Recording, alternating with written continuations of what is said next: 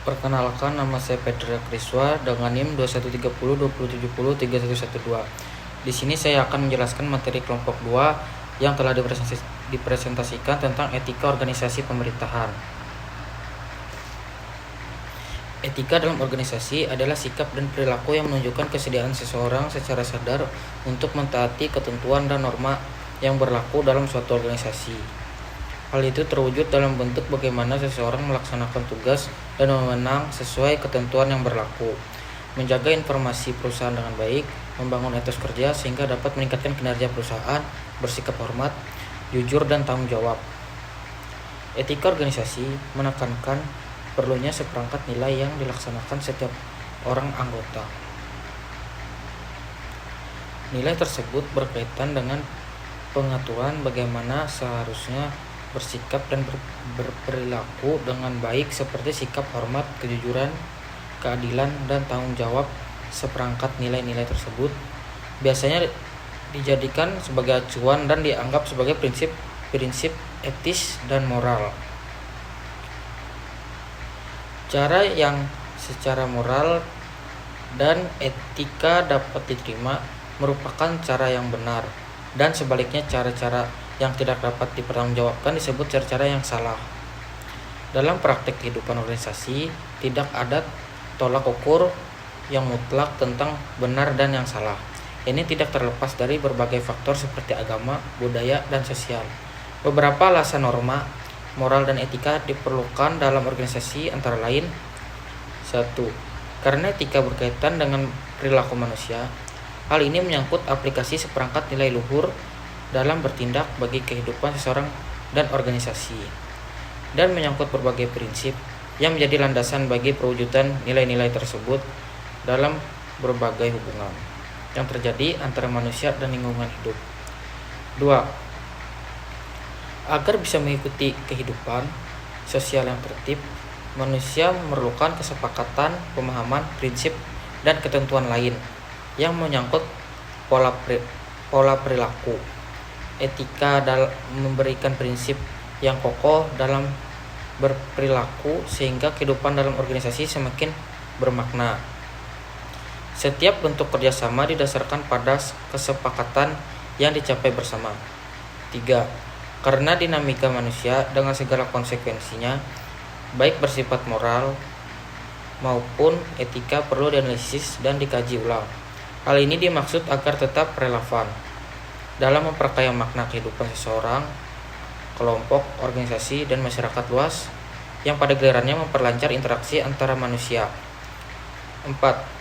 Pentingnya etika dalam era modern sekarang ini lebih jelas terlihat bila diingat bahwa etika menunjukkan kepada manusia nilai hakiki dari kehidupan sosial dengan keyakinan agama, pandangan hidup, dan sosial. Dapat dikatakan bahwa etika berkaitan langsung dengan sistem nilai manusia. Etika mendorong tumbuhnya naluri moralitas, nilai-nilai hidup yang hakiki, dan memberikan inspirasi kepada manusia untuk secara bersama-sama menemukan dan menerapkan nilai-nilai tersebut bagi kesejahteraan dan kedamaian umat manusia. Norma hukum itu biasanya terdapat dalam sebuah peraturan perundang-undangan dan sanksinya tegas. Maka norma moral itu hidup dalam masyarakat dan sanksinya tidak tegas. Demikian pula ketetapan MPR nomor 6 MPR 2001 tentang etika berbangsa mengatur pejabat negara akan tunduk kepada etika kehidupan berbangsa sebagai rumusan yang bersumber dari ajaran agama, khususnya yang bersifat universal, dan nilai-nilai luhur budaya bangsa yang tercermin dalam Pancasila sebagai acuan dasar dalam berpikir, bersikap, dan bertingkah laku dalam kehidupan keberbangsaan. Pokok-pokok etika dalam kehidupan berbangsa sebagaimana tertuang dalam TAP MPR nomor 6 MPR 2021. TAP MPR tersebut mengedepankan nilai-nilai kejujuran, amanah, keteladanan, sportivitas, disiplin, etos kerja, kemandirian, sikap toleransi, rasa malu, tanggung jawab, menjaga kehormatan, serta martabat diri sebagai warga berbangsa. Etika politik dan pemerintahan dimaksud untuk mewujudkan pemerintahan yang bersih, efisien, dan efektif, serta menumbuhkan suasana politik yang demokratis, yang bercirikan keterbukaan, rasa tanggung jawab, tanggapan aspirasi rakyat, menghargai perbedaan, jujur dalam persaingan, kesediaan untuk menerima pendapat yang lebih benar, serta menjunjung tinggi hak asasi manusia dan keseimbangan hak dan kewajiban dalam kehidupan berbangsa. Etika kehidupan berbangsa adalah mencakup etika sosial budaya, etika politik dan pemerintahan, etika ekonomi dan bisnis, etika penegakan hukum yang berkeadilan, etika keilmuan, dan etika lingkungan. Etika pemerintahan mengamanatkan agar penyelenggaraan negara memiliki rasa kepedulian yang tinggi dalam memberikan pelayanan kepada publik, siap mundur apabila merasa dirinya telah melanggar kaidah dan sistem nilai ataupun dianggap tidak mampu memenuhi amanah masyarakat, bangsa, dan negara.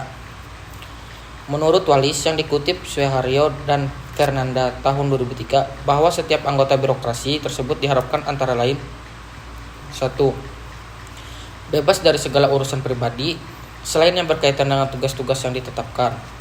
2. Setiap anggota harus mengerti tugas dan ruang lingkup jabatan atau kedudukannya dalam hierarki organisasi. 3.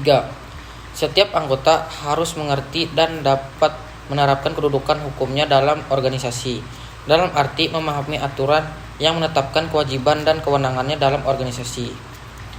4. Setiap anggota bekerja berdasarkan perjanjian atau kontrak kerja dengan kompensasi tertentu sesuai dengan tugas dan tanggung jawab yang dibebankan organisasi kepadanya. 5.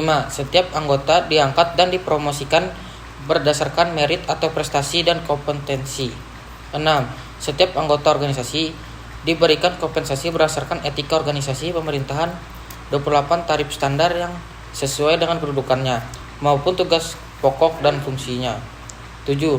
Setiap anggota organisasi wajib mendahulukan tugas pokok dan fungsi daripada tugas lain selain apa yang telah dibebankan kepadanya oleh organisasi. 8. Setiap anggota organisasi ditetapkan dengan struktur karir yang jelas. 9. Setiap anggota organisasi harus berdisiplin dalam perilaku kerjanya dan untuk itu dilakukan pengawasan.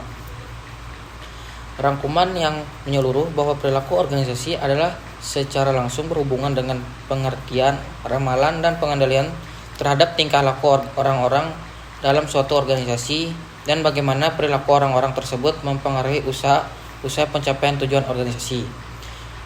Etika adalah studi tentang yang benar dan yang salah, artinya bahwa yang dimaksud adalah benar atau salahnya tindakan manusia. Etika dalam studi ini masih terlalu sempit karena terlalu legalistik, atau etika hanya memperhatikan benar atau salahnya tindakan manusia menurut peraturan yang berlaku. Ethics is the study of moral. Etika adalah studi tentang pandangan moral dan tindakan manusia. Definisi ini secara tepat menunjukkan objek material etika, adapun secara objek formal etika bersama ilmu-ilmu yang lainnya seperti sosiologis dan antropologis memberikan pembatasan terhadap pandangan moral. Etika bukanlah studi tentang apa yang ada melainkan apa yang seharusnya. Secara etimologis, istilah pemerintahan berasal dari kata dasar yaitu perintah, yang berarti menyuruh melakukan sesuatu, aba-aba atau komando. Secara umum, pemerintah merupakan organisasi, badan, lembaga yang memiliki kekuasaan untuk membuat dan menerapkan hukum serta undang-undang di wilayah tersebut. Menurut Jeff Strong dalam bukunya, pemerintahan adalah organisasi dalam mana diletakkan hak untuk melaksanakan kekuasaan berdaulat atau tertinggi. Jadi pemerintah diartikan sebagai organisasi atau lembaga. Etika pemerintahan merupakan ajaran untuk berperilaku yang baik dan yang benar sesuai dengan nilai-nilai keutamaan yang berhubungan dengan hakikat manusia. Etika selalu bersentuhan dengan nilai-nilai kemanusiaan karena di samping kedudukannya sebagai landasan filosofis, etika juga sebagai pemberian arah untuk membimbing perilaku seseorang. Etika pemerintahan mencakup isu-isu kejujuran dan transparansi dalam pemerintahan, yang ada gilirannya berurusan dengan hal-hal seperti 1. Penyuapan, 2. Korupsi politik, 3. Korupsi polisi, 4. Etika legislatif, 5. Etika peraturan, 6. Konflik kepentingan, 7. Pemerintahan yang terbuka, 8. Etika hukum. Nilai Pancasila dalam etika pemerintahan.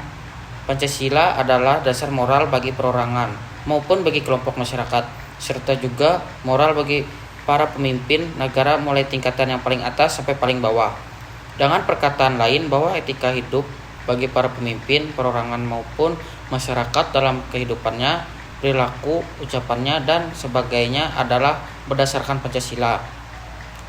Pada pelaksanaan pemerintahan, sangat diperlukan sikap yang sesuai dengan nilai-nilai Pancasila. Budaya adalah kompleks yang mencakup pengetahuan, kepercayaan, kesenian, moral, hukum, adat istiadat, dan kemampuan-kemampuan serta kebiasaan lain yang didapatkan oleh manusia sebagai anggota masyarakat.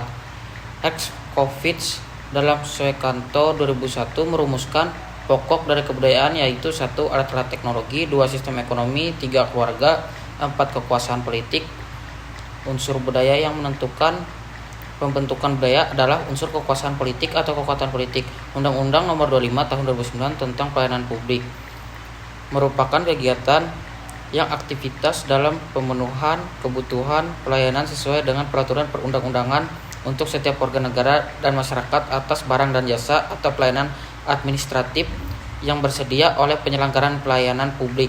Pelayanan publik diibaratkan sebagai sebuah proses di mana ada orang yang melayani dan jenis dari pelayanan yang diberikan, sehingga kiranya pelayanan publik membuat hal-hal yang substansial yang berbeda dengan pelayanan yang diberikan swasta. Pemerintahan sebagai alat negara mempunyai kewajiban yang melindungi warga negara, memberikan rasa aman, kesejahteraan, dan memberikan pelayanan sebaik-baiknya kepada warga negaranya. Pengalaman etika yang baik dan melahirkan konsekuensi berupa komitmen untuk menjadikan seorang aparatur memiliki moralitas pemerintahan dan menjunjung semua nilai-nilai kebaikan. Etika yang dimulai dari etika terhadap diri sendiri hingga etika dalam konteks yang lebih luas merupakan pedoman dalam bertingkah laku. Alangkah indahnya jika semua warga negara mampu memiliki sikap mental yang menjunjung prinsip-prinsip beretika, di mana hal pelayanan publik, aparatur sebagai pemberi pelayanan, dan publik sebagai penerima pelayanan. Sekian, terima kasih.